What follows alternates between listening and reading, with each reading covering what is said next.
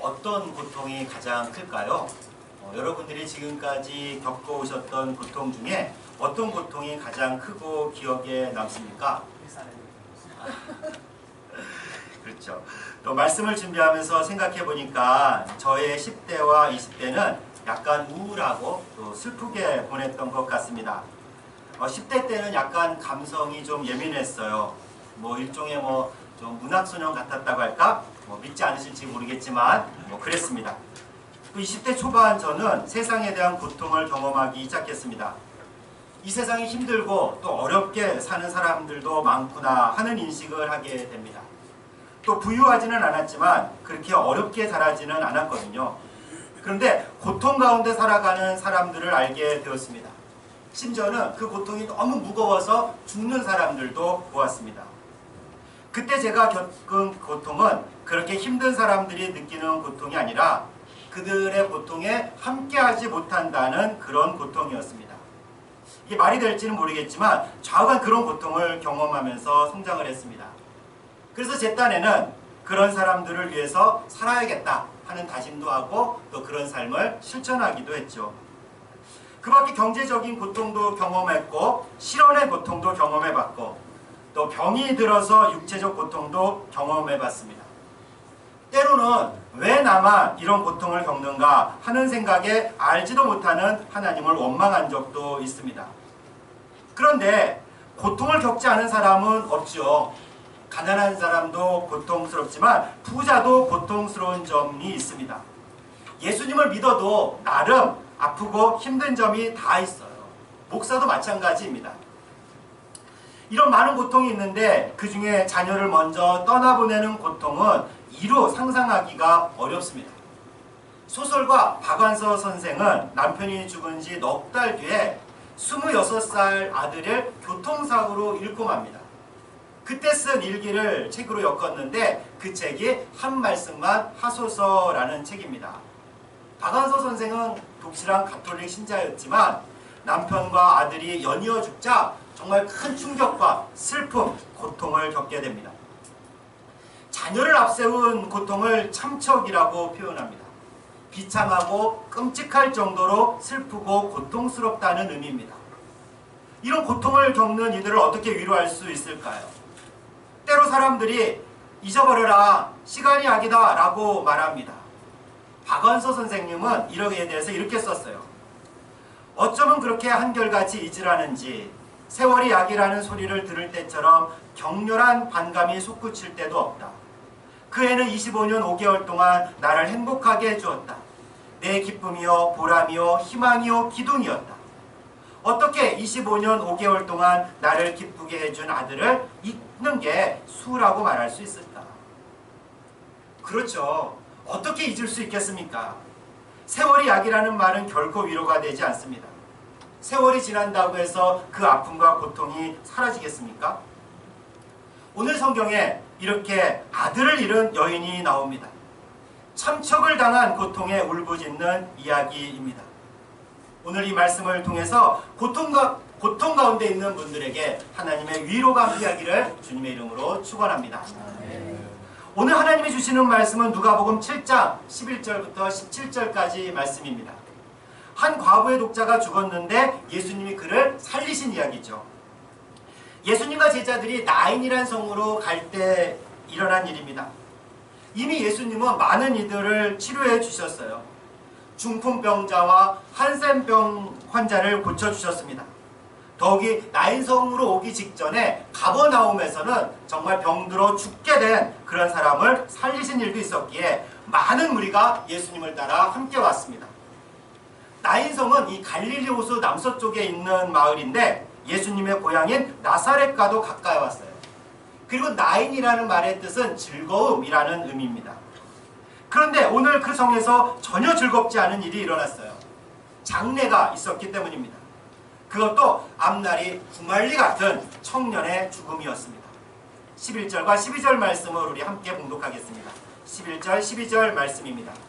그 후에 예수께서 나인이란 성으로 가실새 제자와 많은 무리가 동행하더니 성문에 가까이 이르실 때에 사람들이 한 죽은 자를 메고 나오니 이는 한 어머니의 독자요 그의 어머니는 과부라. 그 성에 많은 사람도 그와 함께 나오거늘. 아멘. 예수님의 일행이 나인성에 가까웠을 때 한 무리의 행렬을, 즉 장례 행렬을 만나게 됩니다. 예수님과 제자들 또 예수님을 따르는 무리가 그 성에 많은 사람을 만났어요. 상여를 따르는 사람들이었죠. 한번 상상해 보십시오. 이미 우리는 예수님이 누구인지 잘 알고 있습니다. 예수님은 생명을 주관하시는 주님이십니다. 이런 주님을 따르는 무리가 죽음의 행렬과 마주친 거예요. 의미심장하지 않습니까? 아주 극적인 모습이 아닐 수 없습니다. 무슨 일이 일어날까요? 그 전에 한 가지 더 살펴볼 내용이 있습니다. 죽음이란 누구도 피할 수 없는 일이에요. 장례를 치를 때 유족들과 조문 온 사람들이 상여들을 따릅니다. 시신 뒤를 쫓아가죠. 여러분들 경험 있으십니까? 근데 그 뒤를 따라가면서 어떤 생각을 하십니까? 이 길은 우리 모두 가야 하는 길이구나. 죽음은 누구도 피할 수 없구나. 이런 생각을 하면서 따라가는 게 좋겠죠. 정말 그래요. 여러분이나 저나 시간차만 있지 다 그 길을 가야 됩니다. 누구도 피할 수 없는 그런 길이에요. 또 죽는 것도 고통이지만 죽음을 보는 것도 큰 고통입니다. 이 세상에 다른 고통도 많이 있지만 그 중에 죽음의 고통이 가장 클 겁니다. 물론 우리는 이제 예수님을 믿고 이제 죽음을 고통이라 생각하지 않지만 일반적으로 죽음은 가장 큰 고통이에요.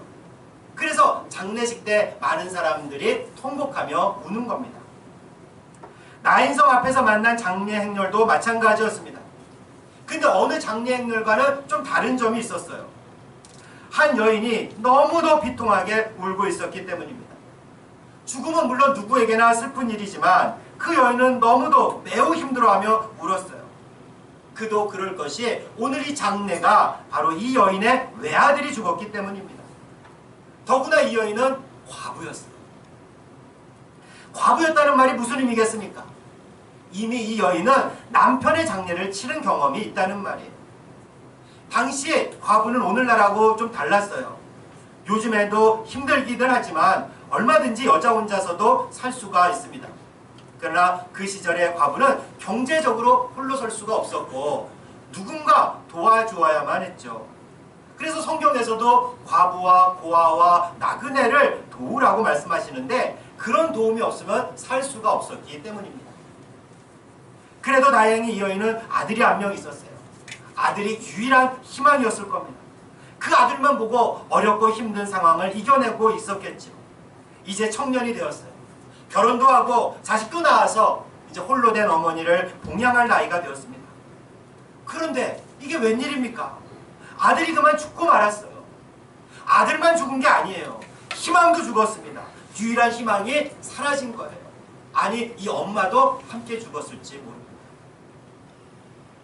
사람들은 또 얼마나 손가락질했을까요? 진정으로 위로하는 사람들도 있겠지만 어떤 이들은 이렇게 말했을 겁니다. 정말 팔자가 드센 여인이다. 아니 어떻게 남편도 죽이고 자식도 죽이냐? 실제로 그랬다는 말이 아니라 남편과 자식의 죽음을 이 여인 탓으로 돌리는 거죠. 이 여인이 무슨 죄가 있다고 이렇게 수군댈까요? 이 여인이 그런 소리를 왜 모르겠습니까? 반박할 힘도 없었을 겁니다.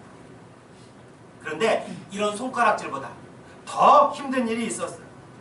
이 여인이 할 수 있는 일이 아무것도 없다는 점입니다. 아들의 죽음 앞에서 이 여인이 할 수 있는 일이 아무것도 없었어요. 사랑한 아들을 되살릴 수 있는 일이 없었습니다. 아마 자기 목숨을 주고 아들을 살릴 수만 있다면 이 여인은 그랬을 거예요. 어느 부모가 안 그러겠습니까? 그런데 아들이 죽었는데, 외아들이 죽었는데, 유일한 희망이었는데 할 수 있는 일이 없어요. 얼마나 무기력하겠습니까? 얼마나 고통스러웠겠습니까? 저는 이런 고통을 상상할 수도 없어요. 얼마나 아플까 짐작이 되지 않습니다. 사람들이야 뭘 하든 희망도 사라지고 아무 일도 할 수 없다는 무능력이 더 큰 고통이겠죠. 이런 고통에 처했을 때 사람들은 흔히 생각하죠. 왜 접니까? Why me? 하나님 왜 나에게 이러십니까? 남편도 일찍 데려갔으면 됐지 왜 아들까지 데려갑니까? 외아들이 아닙니까?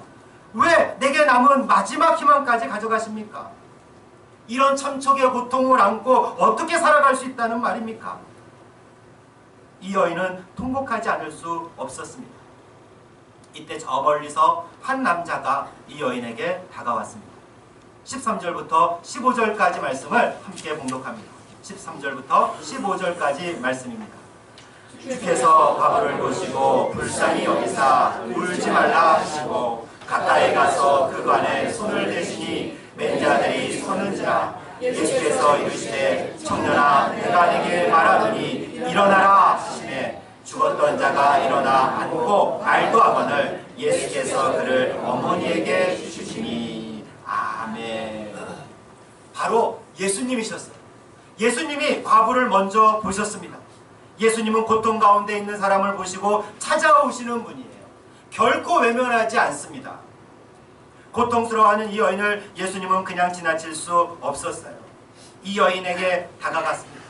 그리고 예수님도 큰 고통을 느끼셨습니다. 예수님은 그 여인을 불쌍히 여기셨어요. 이는 마치 창자가 뒤틀리는 듯한 그런 아픔을 말합니다. 그래서 그 여인의 아픔에 공감했다라는 말이 아니라 외아들을 잃은 과부를 보고 예수님 또한 커다란 고통을 겪었다는 말이에요. 그리고 이 여인에게 말씀합니다. 울지 마라. 아니 도대체 누가 이 여인에게 울지 말라고 할 수 있겠어요? 고통 가운데 울고 있는 여인에게 위로가 되지 않을 뿐만 아니라 이렇게 무례하고 그리고 주제 넘은 말이 어디 있겠습니까? 앞서 소개한 박완서 선생이 쓴 한 말씀만 하소서에 보면 이런 글이 나와요. 눈을 뜨니 꿈이었으면 하는 몽롱한 착각을 즐길 새도 없이 아들이 이 세상에 존재하지 않는다는 사실이 무서운 괴물처럼 가차없이 육박해왔다. 그리고 다음은 가슴을 쥐어뜯으며 미친 듯이 몸을 솟구치면서 울부짖을 차례였다. 그 일이 나에게 얼마나 중요한 의식인지 아무도 모른다. 목청껏 아들의 이름을 부르면서 통곡하면 소리와 함께 고통이 발산되면서 곧 환장을 하거나 무당 같은 게 되어서 죽은 영혼과 교감할 수 있을 것 같은 예감에 사로잡히곤 했다. 이 과부도 이런 심정으로 통곡하지 않았겠습니까? 그러니 누가 울지 말라고 할 수 있겠어요? 사실 같이 울어줘야죠. 그게 그 여인을 위하는 길 아니겠습니까? 그런데 예수님이 이 여인에게 울지 말라고 하세요. 고통을 모르는 분이기 때문에 이런 말을 하셨습니까? 무례한 분이기 때문입니까? 그렇지 않아요. 그렇다면 예수님이 어떤 분이기에 이런 말을 하십니까? 예수님은 성육신하신 하나님이십니다. 하나님인데 사람으로 이 땅에 오신 분이라는 거예요. 성부 하나님이 성자 하나님을 이 땅에 보내셨는데 그분이 바로 예수님이셨어요. 예수님은 누구보다 그 고통을 잘 아셨습니다. 예수님은 곧 인류를 위해 십자가에 못 박혀 죽으실 거예요. 성부 하나님은 아들이 죽는 고통을 경험하게 될 겁니다. 또 예수님 육신의 어머니 마리아는 어떻습니까? 아들이 온갖 고초를 겪고 십자가에서 죽는 모습을 보게 될 거예요. 참척의 고통을 당하게 될 겁니다. 예수님은 이미 그 고통이 무엇인지 잘 아셨어요. 울지 않고는 배길 수 없다는 것도 잘 아셨어요. 그런데 왜 울지 말라고 하셨습니까? 울지 말라. 이 말은 이제 울음을 그치고 하나님이 하시는, 예수님이 하시는 일을 보라는 거예요. 그 고통을 어떻게 해결하시는지 보라는 겁니다. 어떤 위로를 주시는지 경험해 보라는 그런 의미예요. 예수님은 또 말만 하시는 분이 결코 아닙니다. 예수님은 죽은 아들이 누워있는 관으로 다가가십니다. 그리고 그 관에 손을 대셨어요. 당시 관은 대개 이 뚜껑이 없었습니다. 관에 손을 댄다는 말은 시체를 만졌다는 의미예요. 관을 들고 가는 사람들이 깜짝 놀라 섰습니다. 왜냐하면 유대인들은 시체에 손을 대는 법이 없었기 때문입니다. 부정해지기 때문에 그래요. 그런 상태에서는 다시 사람을 만나고 성전에 나가 예배를 드리려면 상당 시간이 필요했고 정결 예식도 따로 치러야 했습니다. 그런데 예수님은 거침없이 시체에 손을 대십니다. 그전에도 예수님은 부정하다고 여겨지는 한센병 환자, 즉 나병 환자에게도 손을 대시고 치료해 주신 적이 있었습니다. 그런데 예수님의 손이 닿자 예수님이 부정해지기는커녕 오히려 깨끗하게 돼요. 한센병 환자 몸이 나았습니다. 오늘 예수님은 죽어있는 청년을 만지면서 명령하십니다. 청년아, 일어나라. 그러자 죽었던 그 아들이 살아났습니다. 시체를 먼저 부정해지는 것이 아니라 오히려 정결하게 되고 죽음이 아니라 생명이 돌아왔어요. 일어나 앉아 말도 했습니다. 살아났다는 증거 아닙니까? 이 어머니가 얼마나 놀랐겠어요. 예수님은 아들을 이끌고 그 여인에게 갔습니다. 그런데 죽은 이를 살리는 것은 이스라엘 역사에서 처음이 아니었습니다.